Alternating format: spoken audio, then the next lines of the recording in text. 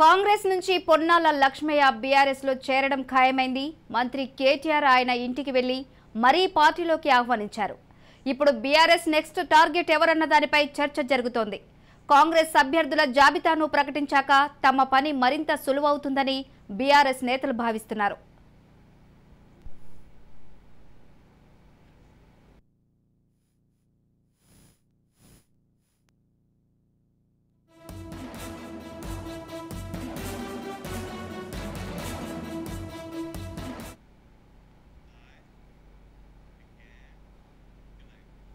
దీనిపై మరిన్ని వివరాలను మా సీనియర్ కరెస్పాండెంట్ మహేందర్ రెడ్డి అందించడానికి సిద్ధంగా ఉన్నారు. మహేందర్, మొత్తానికైతే కొన్నాళ్ళ కాంగ్రెస్ పార్టీ నుంచి ఆయన కాంగ్రెస్ పార్టీ వీడి బీఆర్ఎస్లోకి చేరుతున్నట్టు దాదాపు కన్ఫర్మ్ అయిపోయింది. అయితే ఈరోజు BRS party working president KTR స్వయంగా పొన్నాల లక్ష్మయ్య ఇంటికి వెళ్ళి అక్కడి నుంచి ఆయన పార్టీలోకి ఆహ్వానించడం జరిగింది. తర్వాత కాసేపు వాళ్ళు ఒక అరగంట పాటు దాదాపు ప్రస్తుత రాజకీయాలపై అలాగే మొన్న ఆయన అయితే భావోద్వేగానికి గురై ఒక స్పందన మీడియాకు అయితే పొన్నాల లక్ష్మయ్య మాట్లాడారు. దానిపై అలాగే పొన్నాల లక్ష్మయ్య ప్రెస్ మీట్ పెట్టిన తర్వాత మాట్లాడిన తర్వాత దానికి స్పందనగా కాంగ్రెస్ పార్టీ నుంచి ఇంకేమైనా ఆయనకు మద్దతు దొరుకుతుందా అంటే కాదు, అక్కడ ఉన్నటువంటి పీసీసీ అధ్యక్షుడు మాట్లాడడం ఈ చనిపోయే ఈ వయసులో పార్టీ మారడాలేంటి, కాంగ్రెస్ పార్టీ ఏం తక్కువ చేసింది అనేటట్టుగా ఆయన మాట్లాడడం ఇవన్నీ కూడా దాదాపు కేటీఆర్ పొన్నాల చర్చించిన నేపథ్యం. తర్వాత పొన్నాల లక్ష్మయ్య మాట్లాడిన తర్వాత దాదాపు కేటీఆర్ బయటకు వచ్చి తర్వాత మీడియాకు దాదాపు ఆయన మాట్లాడారు.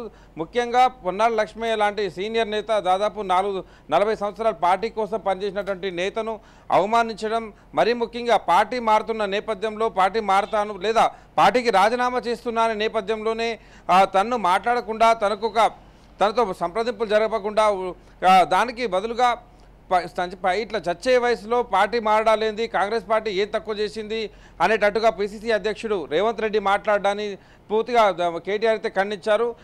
తను ఒకవేళ పార్టీ ముందస్తుగా పొన్నాల లక్ష్మయ్య పార్టీ మారుతాడని ముందస్తుగా ఒకవేళ వాళ్ళకి ఇంటెలిజెన్స్ ఉండొచ్చు, ఒకవేళ ఆ సమయంలో కూడా అలా మాట్లాడాల్సింది కాదు. మరోపక్క కేటీఆర్ మాట్లాడుతూ రేవంత్ రెడ్డి ఇప్పటికీ ఎన్నో పార్టీలు మారాడు, పొన్నాల లక్ష్మయ్య లాంటి వ్యక్తులు ఇంకెవరైనా పార్టీలు మారితే తప్ప అన్నట్టుగా దాదాపు ఆయన ఓటుకున్నోడు దొంగ, అసలు పీసీసీకి అధ్యక్షుడిగా ఉండడానికి అర్హత లేని వ్యక్తి. కేసీఆర్ సూచనల మేరకే పొన్నాల లక్ష్మయ్య ఇంటికి తాము వచ్చానట్టుగా తన పార్టీలోకి ఆహ్వానించినట్టుగా చెప్పారు.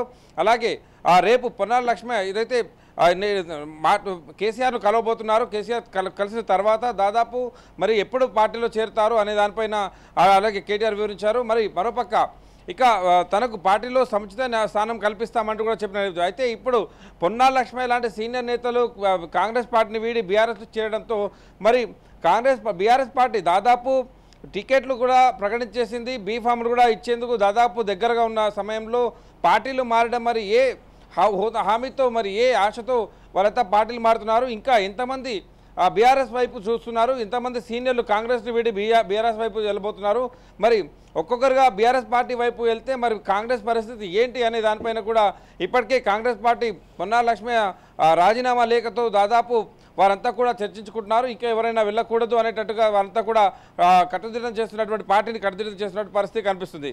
మరోపక్క ఈ ఎలక్షన్ సమయంలో దాదాపు ఇలాంటి నియోజకవర్గాల్లో ఇలాంటి సీనియర్లు వస్తే మాత్రం ఖచ్చితంగా తమకున్న చరిష్మా తమకున్న క్యాడర్ పూర్తిగా ఇప్పుడు ప్రకటించినటువంటి అభ్యర్థికి ఉపయోగపడుతుంది. ఆ రకంగా వాళ్ళంతా కూడా గెలిచే అవకాశం ఉంటుందన్న దాదాపు ఆలోచనతో బీఆర్ఎస్ పార్టీ కూడా ఇటు ఆపరేషన్ ఆకాష్ దాదాపు మొదలుపెట్టేసింది. ఆ రకంగా అందరూ కూడా వస్తున్నటువంటి పరిస్థితి. ఇటు బీఆర్ఎస్ నుండి జూపల్లి అలాగే ఖమ్మం నుంచి దాదాపు వీళ్ళంతా కూడా వెళ్ళిన పోచం నేపథ్యంలో దాదాపు మరి ఒకరు వెళ్తే ఒకరికి బదులుగా ఇద్దరు ఈ పార్టీలోకి రావడం అలాంటి సంకేతాలు అయితే వెళ్తున్నాయి. మరి మొత్తంగా పార్టీ రేపటి నుంచి ఎన్నికల హడావిడి దాదాపు ఇంకాస్త ముందుకు బీఆర్ఎస్ పార్టీ ఒక అడుగు వేసే అవకాశం ఖచ్చితంగా కనిపిస్తుంది. బీఫామ్లు ప్రకటించిన తర్వాత ఇంకాస్త హడావిడిగా ప్రచారాల జోరు అందుతూ ఉంది. మరి ఈ ప్రచారాలతో పాటు భారీ బహిరంగ సభలు కూడా ఏర్పాటు చేసిన నేపథ్యం. మరి ఇప్పటికీ ముఖ్యమంత్రికి అలాగే కేటీఆర్కు బీఆర్ఎస్ పార్టీకి ఎంతమంది కాంగ్రెస్ పార్టీ నేతలు దాదాపు సీనియర్ నేతలు ఎంతమంది టచ్లో ఉన్నారు, ఇంకా ఎంతమంది కండువాలు కప్పుకోబోతున్నారు, పార్టీకి ఏదైనా సరే రాజకీయం ఖచ్చితమైన రాజకీయంతో ఒక పూర్తి ప్రణాళికతో ముందుకెళ్తున్న నేపథ్యంలో మరి కాంగ్రెస్ పార్టీకి చెక్ పెట్టేదానికి మరి ఇటు బీఆర్ఎస్ కూడా దాదాపు అస్త్రశస్త్రాలు అయితే పొందుతుంది. పూర్తిగా రాజకీయం అనే ఒక ఆట ఆడుతున్న నేపథ్యం. మరి ఇప్పుడు ఈ ఆటలో దాదాపు మరి కాంగ్రెస్ పార్టీకి ఎలాంటి ఇబ్బంది కలిగే అవకాశం ఉంది, ఎంతమందిని కోల్పోయే అవకాశం ఉందో దాదాపు చర్చించుకుంటున్నారు. ఇంకా కండువాలు కండవాలు కప్పించుకునే పరంపర అయితే ఖచ్చితంగా ఎక్కువ మొత్తంలో ఉంటుందని దాదాపు తెలుస్తుంది. Right Mahender, thank you.